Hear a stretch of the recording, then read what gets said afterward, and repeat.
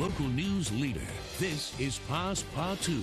Good morning, and I thank you for joining us. I'm Renee Allen. Residents across Acadiana are experiencing the aftermath of Thursday evening's severe weather. It's the second time this week Acadiana braced for severe weather. News 10's Jasmine Dean brings us a look at some of the areas with storm damage and the cleanup. Behind me is an uprooted tree that was blown over into a woman's apartment Thursday night.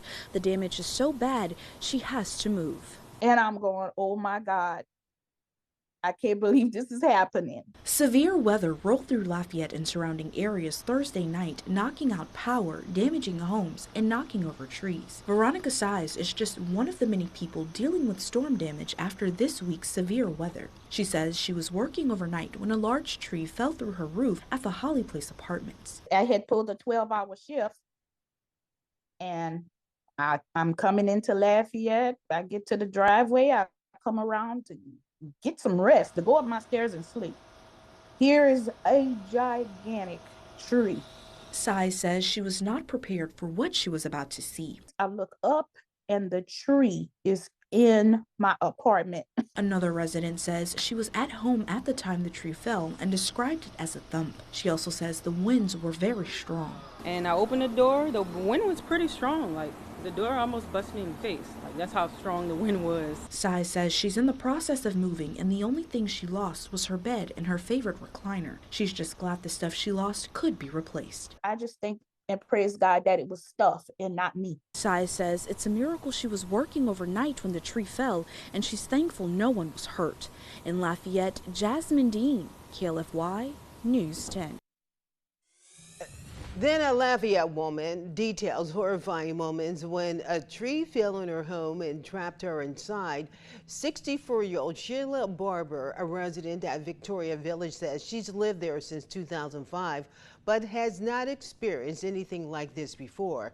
She says she was sitting in her living room Thursday night when she heard the wind begin to whistle and shake her home. A few moments later, a large tree in her yard snapped and fell on top of her home, trapping her inside. She says with hurricane season on the horizon, she feels unsafe in her own home. Thanking God it didn't come through and hit me in his home. I mean, mobile homes are dangerous to live in. And I was anxious. I was very anxious. I couldn't sleep. It's just getting really bad, and we're not protected from anything anymore. And it gets scarier and scarier every time. And speaking of damage, News 10's Dawson D'Amico takes us where a tree caused serious damage to a Lafayette home and blocked off an entire roadway. Just started hitting us with the wind and the rain, and all of a sudden, just all the trees just went sideways, and it just got dark on us. According to neighbors, the fallen tree was rotting, and it was only a matter of time for it to come down eventually. The high-powered winds did just that, and more, when the tree came down on the house across the street and blocked the entire road for cars not to be able to pass. Neighbors say the crews worked all morning and into the day to clear up the road and the debris from on top of the house. Ezra Babb says he was outside when the storm picked up, and the power then shut off, making it impossible to see the damage. The first thing you seen was the actual power blew out, the transformer blew. And then after that, there was a secondary explosion. And then there was the third one that was basically, I guess, the initial from the tree falling down. Yeah. You know what I mean? That actually blew sparks over towards on this house right here. Thursday's storm brought wind speeds up to 80 miles per hour in different parts of Acadiana. Christopher Pohl and his friends are from out of state. They say they have never experienced storms like this before and cannot imagine what it is like during hurricane season. I can't imagine because I have no clue what it's like. You know what I mean? This was just a little taste of it. And that was Dawson D'Amico there. Again, authorities say an arrest has been made in a deadly unit shooting. 18-year-old Dylan Rainville of Frierson is charged with second-degree murder and aggravated cruelty to animals. He's accused of killing 19-year-old Trey Guillory Jr. and his dog on April 8th at Guillory's home in Eunice. Meanwhile, The Biden administration moving to reclassify marijuana as a less dangerous drug. Marijuana is currently a Scheduled I drug, the same category as heroin and ecstasy, but soon it could fall under the same classification as prescription-grade Tylenol. Look, folks, no one should be in jail merely for using or possessing marijuana, period. Far too many lives have been upended because of failed approach to marijuana.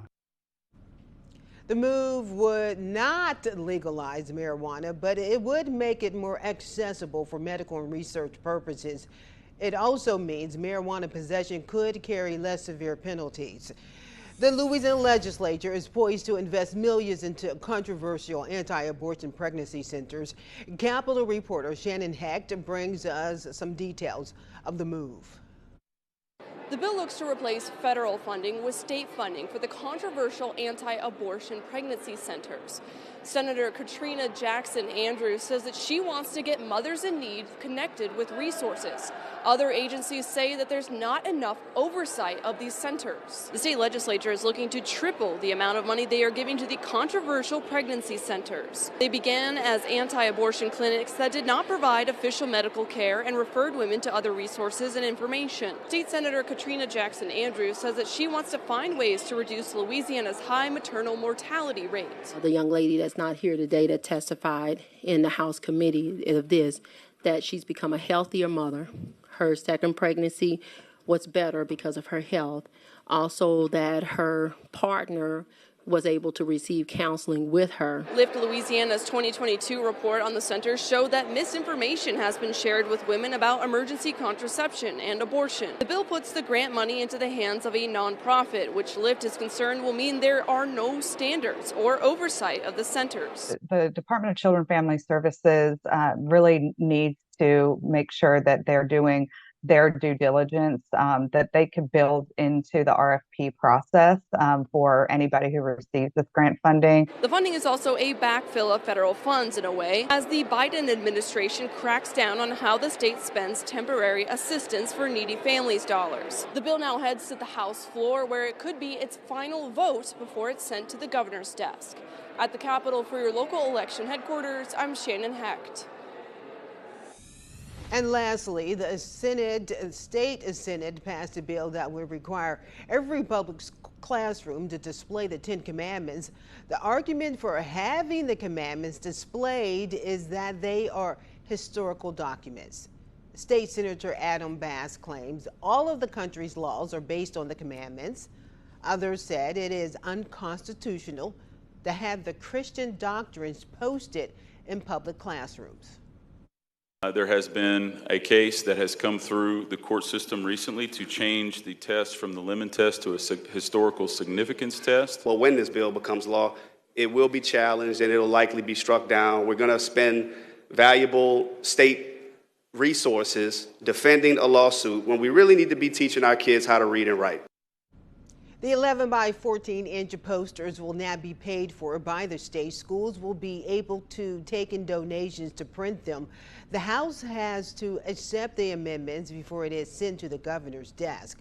Trevor Sonia over in the Weather Center, and all eyes are on you and to the sky as well. Some turbulent weather for us. It's just up and down, really. Yeah, but the good news, it looks like it will be coming to an end across the area through the next few days, and we'll see sunshine and we finally get a chance to dry out. Let's take a look at Storm Team 10. This is our Sky 10 camera network. This is showing Iberia, New Iberia, and still some light rainfall showing up there, mainly across southeastern portions of Acadiana. Storm Team 10 radar, here it is. It shows those storms working from southwest to northeast. The heaviest storm action all night has stayed offshore, so that's certainly good news. Rainfall rates were not incredibly high through the overnight hours, and we did not need that needed rainfall, or that additional rainfall, I should say. So that's actually a good sign. That's a good news, but it looks like now the rain is pushing out of the area, and we'll see mostly sunny skies. If not today, we'll see that sunshine later on tomorrow. So New Iberia, Franklin, still seeing some of that light rainfall. Pierreport moving towards Morgan City. Still a few lightning bolts showing up there. 72 in Lafayette, 70 in New Iberia, 69 in Lake Charles, Satellite radar looping things into motion. Notice the heavier storm action stayed offshore all night last night. We did have training thunderstorms, but the good news, all that rainfall fell over open waters and not across the very saturated grounds that we have across Acadiana. We have received a lot of rainfall over the past week or so, so we did not need any additional rainfall, but luckily it stayed offshore and now it's moving east of us, and we'll get a chance to dry out through the next most likely 5 to 6 days here. Temperatures rising through the 70s, lunchtime around 82, and we'll be nearing 90 degrees for a high later on this afternoon. Notice this rainfall pushing out of the area. Skies may take a few more hours to clear out, but I do think we'll see some sunshine later on this afternoon, helping to start that drying process for tomorrow. Mostly sunny skies for sure, just some fair weather cumulus clouds here, but that would be about it through tomorrow and through much of next week. Upper 80s to near 90 degrees for this afternoon. Definitely feeling more like summer. Lower 70s for tonight, and for tomorrow we could be in the lower 90s. And in fact, we could be in the lower 90s each afternoon through much of next week. So yes, summer is here. We're not just seeing 90s a few days. We're seeing 90s every day. So I think that transition has pretty much ended from spring to summer.